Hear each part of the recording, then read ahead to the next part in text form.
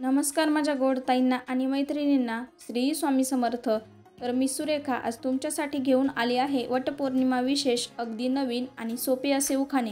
माझे उखाणे तुम्हाला आवडले तर व्हिडिओला लाईक करायला विसरू नका। चला तर लगेच उखाण्यांना सुरुवात करूया। आज वटपौर्णिमा म्हणून 7 फेरे मारते मी वडाला, आज वटपौर्णिमा म्हणून 7 फेरे मारते मी वडाला। 7ही जन्म मिळू दे रावणासारखे पती, असे मागणे आहे आजच्या दिवशी देवाला।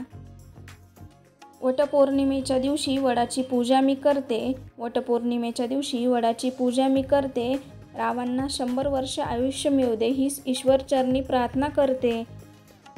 वडाची पूजा करते ठेवून निर्मळ मन, वडाची पूजा करते ठेवून निर्मळ मन। रावांचं नाव घेते आज आहे वटपौर्णिमेचा सण। आज आहे वटपौर्णिमा म्हणून ठेवलाय मी उपवास, आज आहे वटपौर्णिमा म्हणून ठेवलाय मी उपवास। रावांचं नाव घेते तुमच्या आग्रहाखातर खास। वडाला घालते फेरे आणि देवाला करते नवस, वडाला घालते फेरे आणि देवाला करते नवस।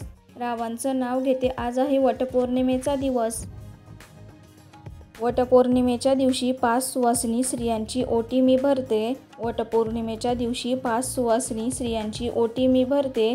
रावांचं नाव घेत वटपौर्णिमा आहे म्हणून मी लाजते। वडाच्या झाडाला फेऱ्या घालण्यासाठी जमल्या साऱ्या बायका, वडाच्या झाडाला फेऱ्या घालण्यासाठी जमल्या साऱ्या बायका। रावांचं नाव घेते आता सर्वजण ऐका। वडाची पूजा करून गुंडाळते सफेद धागा, वडाची पूजा करून गुंडाळते सफेद धागा। रावांच्या जीवनात सदैव असू दे केवळ माझ्यासाठीच जागा।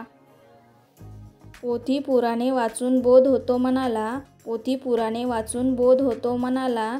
रावांचं नाव घेते वटसावित्रीच्या सणाला। कांजीवरम साडी बनारसी खण, कांजीवरम साडी बनारसी खण। रावांचं नाव घेते आज आहे वटसावित्रीचा सण। वडाची फांदी लावून करते मी वृक्षारोपण, वडाची फांदी लावून करते मी वृक्षारोपण। रावांच्या संगतीने करीन मी कुटुंबाचे संगोपन। मैत्रिणींनो, तुम्हाला माझे हे उखाणे कसे वाटले हे कमेंट करून सांगायला विसरू नका। उखाणे आवडले तर व्हिडिओला लाईक करा आणि माझ्या चॅनलवर नवीन असाल तर सबस्क्राईब करा आणि घंटीचं बटन देखील दाबा, त्यामुळे माझे वटपौर्णिमा विशेष जेवढे काही उखाणे येतील ते तुम्हाला सर्व बघायला भेटतील।